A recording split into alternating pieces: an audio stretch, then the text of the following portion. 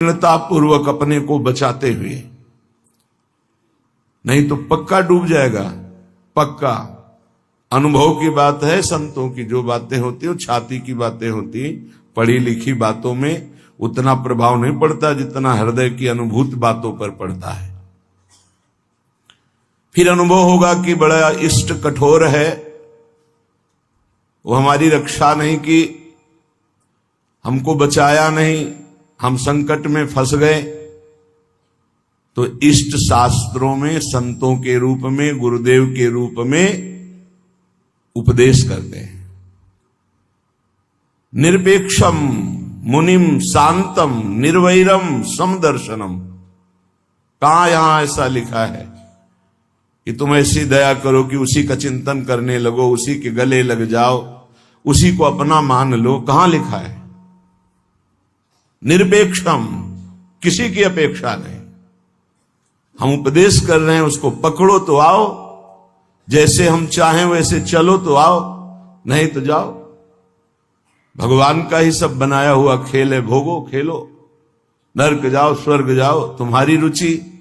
अगर मुक्त होना चाहते हो तो आज्ञा का पालन करो, निरपेक्ष रहे। निरपेक्षम मुनिम, मननशील, एक क्षण भी अपने प्रभु को ना छोड़े। ये संसार का सूत्र है। यदि आप निरपेक्ष रहे तो आपकी चरण धूल माथे पे चढ़ाएगा और आपकी आज्ञा का पालन करेगा। और यदि आपने दुलार कर दिया, उसको अपेक्षा कि ये भगवान को प्राप्त हो, ऐसी चेष्टा करके दुलार कर दिया, तो वो तुम्हारी बात को रौंद देगा। सामने वाला यदि अपना परिवर्तन नहीं चाहता तो पूरा जीवन संग दे दो तो भी उसका परिवर्तन नहीं होने वाला। अगर परिवर्तन चाहता है तो दूर से एक शब्द सुनकर उसका परिवर्तन हो जाएगा। साधु बहुत सावधान। बड़े बड़े जो संत अनुभव करके बोल गए हैं वो अपने अनुभव से बोल रहे हैं, अपने हृदय की बात बोल रहे हैं। आप पकड़ लोगे तो आपका चिंतन नहीं बर्बाद होगा, वो अनुभूत बात आपको माया से बचा लेगी। सदैव अपने इष्ट देव के विचार में रहना चाहिए। भूल ये हो जाती है कि मुझसे प्रभु न मानकर उसका कल्याण करने का ठेका ले लेते हैं। हम इसका उद्धार कर सकते हैं, भूल हो गई। हमारे प्रभु आए शिष्य का रोल करते हुए, स्वांग करते हुए, तो स्वांग मात्र करना गुरु का असली बात नहीं है। गुरु शिष्य एक ही परमात्मा तत्व विराजमान है, असली बात है। ये भूल हो जाती है। कैसे ये संभले, कैसे ये दुखों से निवृत्त हो, कैसे भगवान को प्राप्त हो। थोड़ा बस उसके अनुकूल हो गए, वो तुम्हारी हर बात रौंद देगा, तुम्हें सेवक बना देगा, अपना गुलाम बना देगा। मान लेना हमारी बात, दिमाग में लिख लेना। एक साधारण विषयी आदमी तुम्हें अपना गुलाम बना सकता है। कैसे?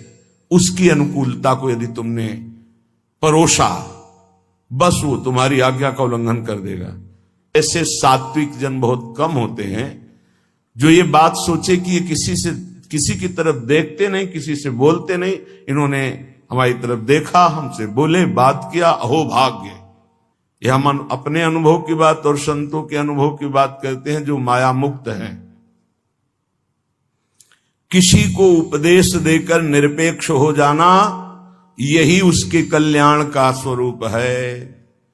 उसको दुलार करना अपने और उसके दोनों के पतन का रास्ता है पक्का। संसार में कहीं कोई भी यदि भगवत मार्ग में चलना चाहता है तो शब्द पकड़कर निकल जाएगा माया से। और अगर गुरुजनों के, महापुरुषों के वचनों को नहीं माना तो हम लौट जाएं उसके चरणों में, हमारे ऊपर से खेले, तो भी वो कल्याण को प्राप्त नहीं हो सकता, क्योंकि वो वचन का पालन नहीं कर रहा।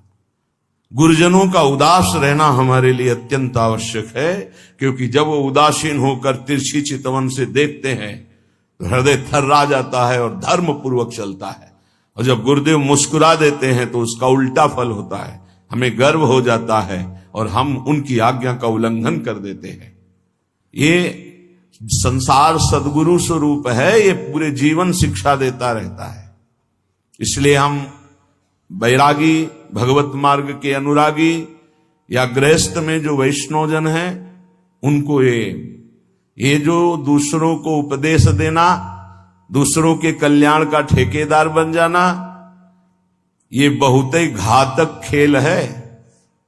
प्रवचन करना, उपदेश करना, दूसरों के मन को संतुष्ट करना, ये बहुत ही घातक खेल है भगवत प्राप्ति में। तब तक मुंह नहीं खोलना चाहिए।